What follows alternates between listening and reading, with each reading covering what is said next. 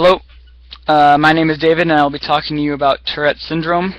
I want to touch on a couple brief points that Deshler talks about in the article, as well as I want to provide some clarification and some tips and hints for future teachers dealing with students that have this disability. If you turn to page 130, Deshler states, the tics and behavioral symptoms in the majority of TS cases do not hinder the individual.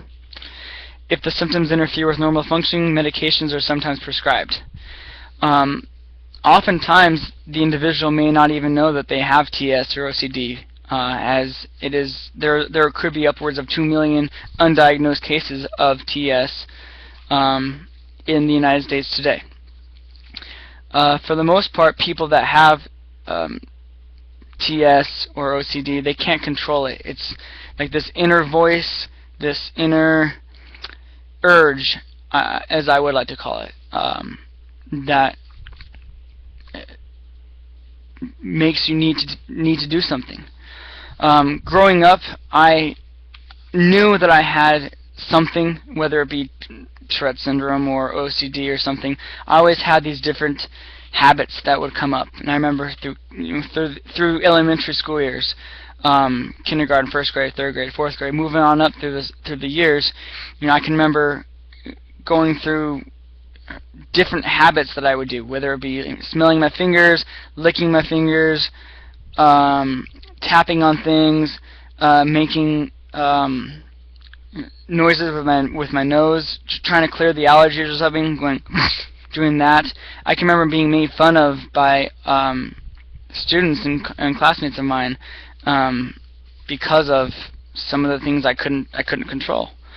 And as a future teacher, you're going to have to understand and cope with and empathize with students that have these tics, because oftentimes they can't control it, and just being there and understanding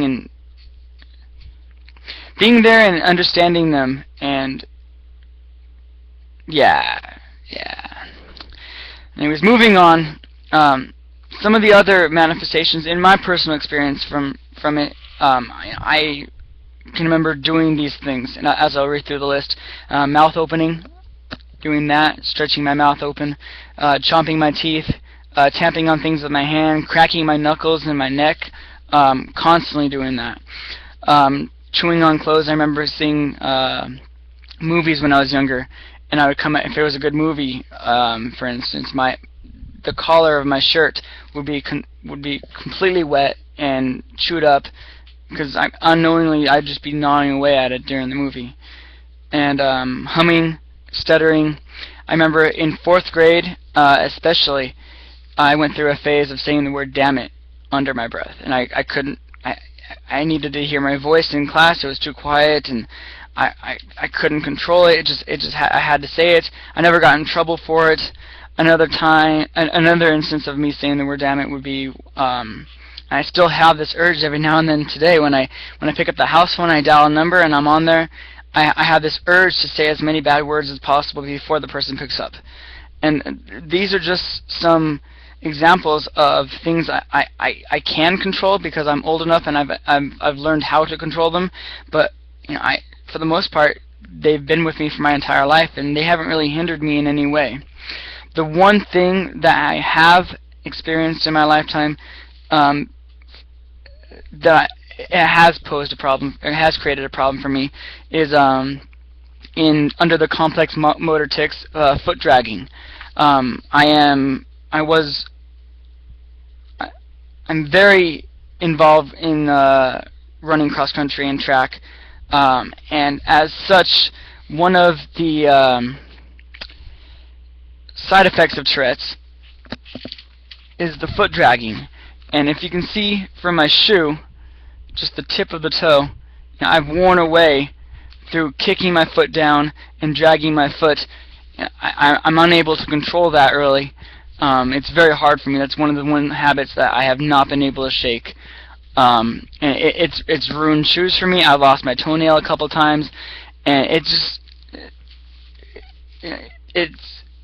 this is testament to that any of these tics, any of these habits, they can hinder somebody in anything.